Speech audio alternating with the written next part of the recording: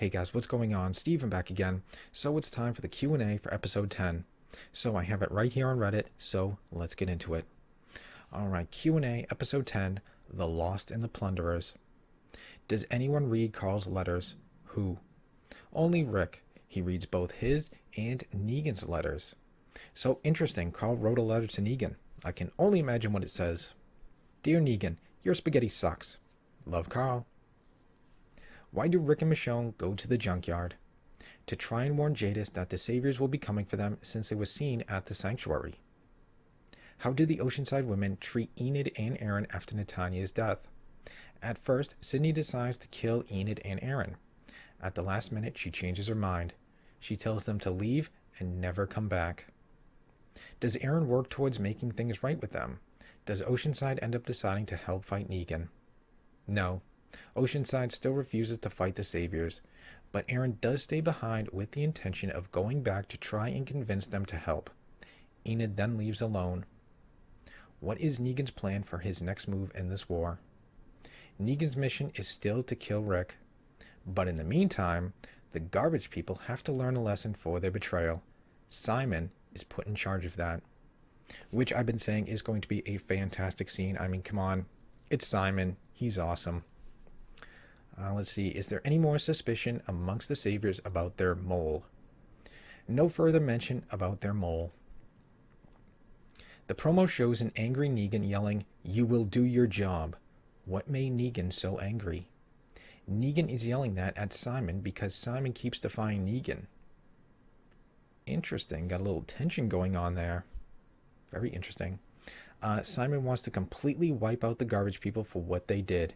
But Negan says they're still a resource and that they will be punished by killing just one of them like they've always done before. Except for Oceanside, where they killed all the men. Let's see. What do Rick and Negan discuss on the walkie-talkies? Rick discusses Carl's death and how he wrote letters wanting both of them to stop fighting. Rick says it'll never happen. Negan does say he's sorry about Carl, but also taunts Rick and says it's all his fault.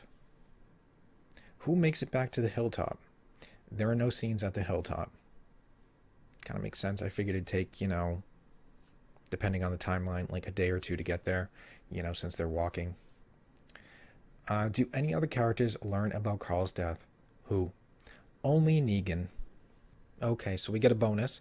It says, we have previously posted details about the trash hipster's demise and can confirm they are accurate. Here they are again. Simon visits the junkyard with a group of saviors. He screams at the trash hipsters about attacking the sanctuary. Jadis tries to turn it around and explains that they brought Rick to them, but the saviors shot at them. To which Simon responds with a loud, "Bullshit." Come on, Simon's awesome. Simon tells Jadis that Negan will accept them if they come back over to the Savior's side, but he will be taking all their weapons. The Saviors then proceed to strip away all the scavengers' guns. Simon continues probing Jadis about the junkyard and why she lives there. When she doesn't respond, he gets pissed and talks about how he never did get a sincere apology from her. Jadis tells him very stoically, not really meaning it, that she's sorry. So Simon pulls out a gun and shoots Brion. Simon again demands a sincere apology. When Jadis finally does apologize, he shoots Tamiel. Jadis hits Simon and he gets even angrier and commands the Saviors to kill all her people. They do, but Simon leaves Jadis alive. Jadis emotionally ends up luring her turned trash hipster family into a meat grinder to end it for good. And there we go. That's everything. So, very interesting. Like I said, the whole Simon and Jadis interaction was going to be fantastic. I mean, come on. Simon may be a bad guy, but he's hilarious. So, also, there we go. Everybody hated the Junkyard Group. And, there they go. That's the end of them.